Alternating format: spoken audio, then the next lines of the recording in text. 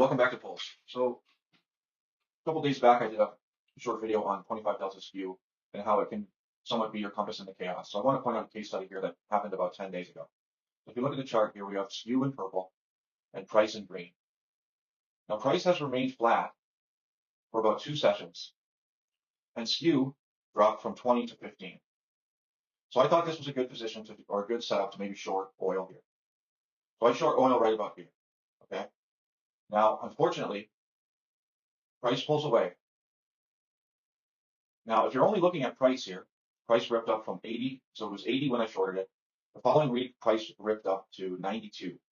Now, if you're just looking at price, you're going to get really nervous. You're going to start making calls based on emotions and not structure. Now, the biggest key I want to point out is skew didn't really support this upper movement. Right, so we fast forward to July 26th, Sunday before the market opened. We're looking at implied volatility here from last week, and we can see it's ripping higher. This is going to give price more of a chance to expand. Now we're looking at our 3-metric wave chart.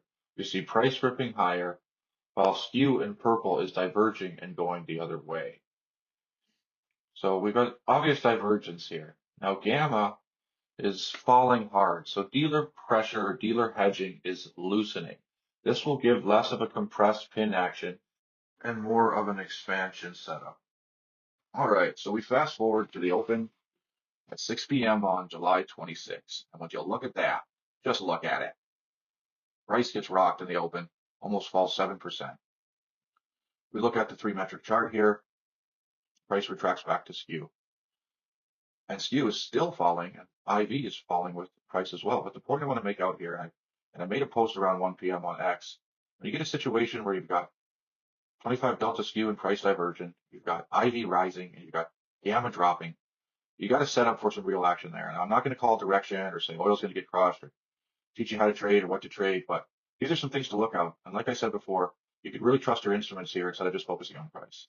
Remember now, I shorted this position at 80 on July 17th, and price ripped against me to 92. At this point, I've lost 92% of my bear put option. Now, if skew follows with price at that point, I'm out immediately or probably earlier.